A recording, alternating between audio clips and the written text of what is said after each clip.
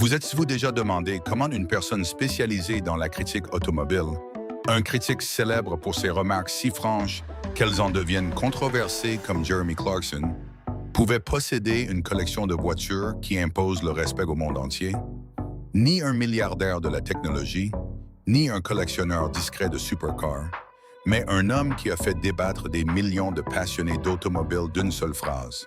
Mais ce que peu de gens soupçonnent, c'est que, derrière ces critiques se cache un garage rempli de machines de vitesse, allant de centaines de milliards d'euros à des voitures d'une valeur emblématique que les collectionneurs s'arrachent.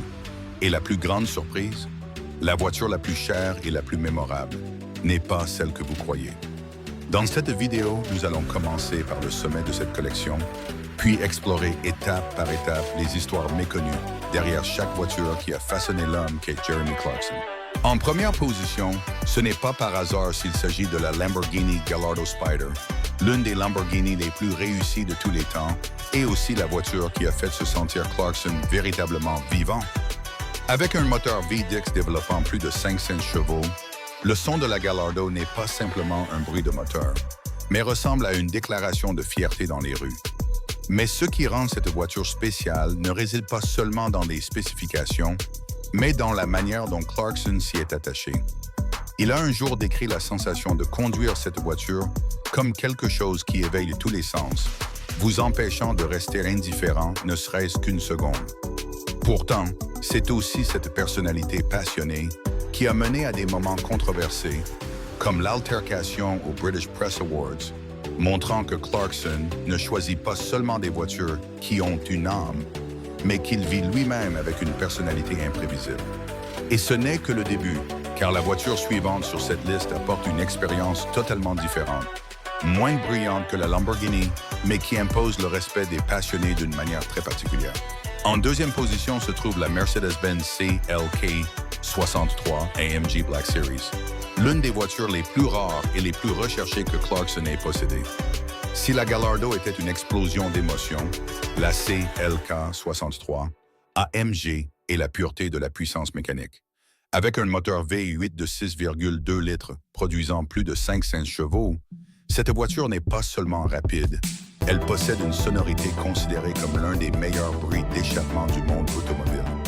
Clarkson n'a pas acheté cette voiture pour son apparence ou sa marque, mais pour quelque chose de très simple, mais extrêmement important pour lui, le plaisir de conduire. Et c'est précisément ce rugissement puissant qui l'a rendu incapable de résister.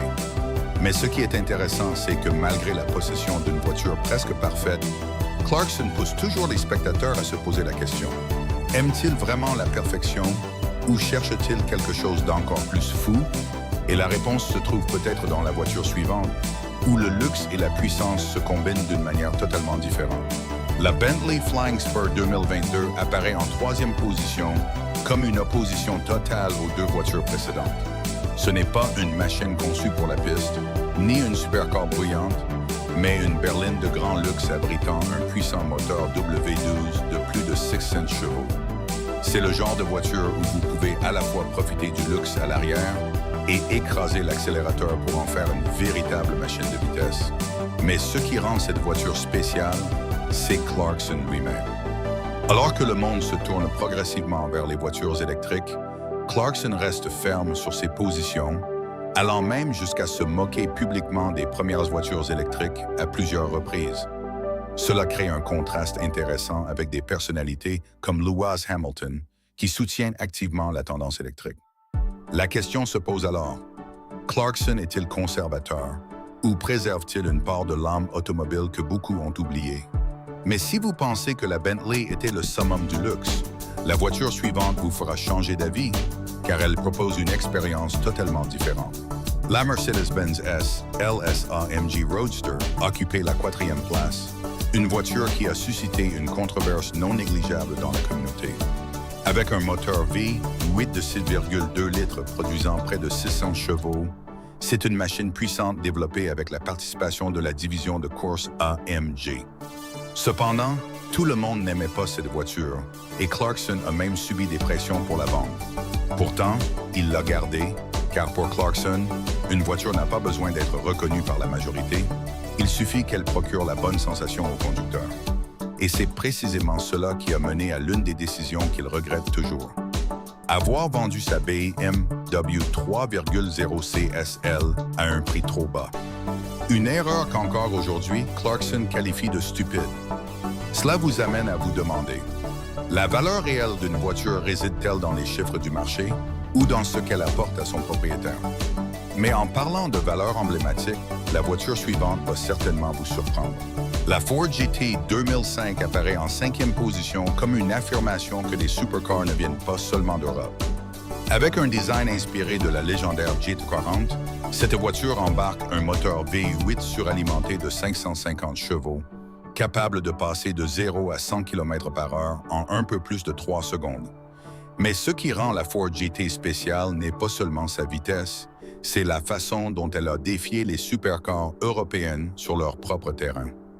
Clarkson ne possédait pas cette voiture seulement pour ses performances, mais aussi pour l'histoire derrière elle. Une histoire de compétition du fait qu'une marque américaine ait osé se dresser contre les plus grands noms de l'industrie automobile. Et c'est précisément ce qui attire toujours Clarkson. Des voitures qui ne sont pas seulement rapides, mais qui ont une histoire. Cependant, toutes les voitures ne sont pas des succès, et la suivante sur la liste en est la preuve la plus évidente. L'Aston Martin Virage se trouve à la 6e place, une voiture puissante qui n'a pourtant pas rencontré le succès escompté. Avec un moteur V12 de près de 500 chevaux, les performances de la Virage n'étaient pas en reste, mais elle a été éclipsée par d'autres modèles comme la DB7. Et ce qui est intéressant, c'est que, alors que beaucoup y voient un échec, Clarkson y voit une autre valeur, celle de la rareté. Une voiture produite seulement pendant une courte période, peu commune, pas de marque mais dotée d'une personnalité distincte. C'est sans doute ce qui a poussé Clarkson à l'intégrer dans sa collection.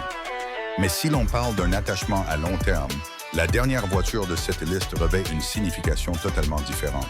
La Bentley Continental GT clôture la liste en 7e position. Non pas parce qu'elle est inférieure, mais parce que sa valeur réside dans un autre aspect. C'est la voiture liée à l'enfance et aux premiers souvenirs de Clarkson, puisqu'il a passé son permis de conduire précisément sur une Bentley. Avec son puissant moteur W12, ses performances impressionnantes et son luxe caractéristique, la Continental GT est le mélange parfait entre vitesse et prestige. Mais ce qui la rend spéciale ne réside ni dans les spécifications ni dans le prix, mais dans l'histoire personnelle qu'elle cache. Et c'est peut-être cela que Clarkson recherche toujours dans chacune de ses voitures. Enfin, en regardant l'ensemble de cette collection, vous réaliserez qu'il ne s'agit pas seulement de voitures coûteuses, mais de pièces d'un puzzle formant un homme de caractère. Des supercars bruyantes aux voitures chargées d'émotions, chacune raconte sa propre histoire. Et plus curieux encore, la voiture préférée de Clarkson, la Lexus LFA, ne figure pas dans sa collection. Cela vous amène à vous demander, la valeur réelle d'une voiture réside-t-elle dans sa possession ou dans l'émotion qu'elle procure? Qu'en pensez-vous parmi ces voitures? Laquelle est la plus précieuse? Laissez votre avis et n'oubliez pas de vous abonner à la chaîne pour découvrir d'autres collections de voitures parmi les plus folles au monde.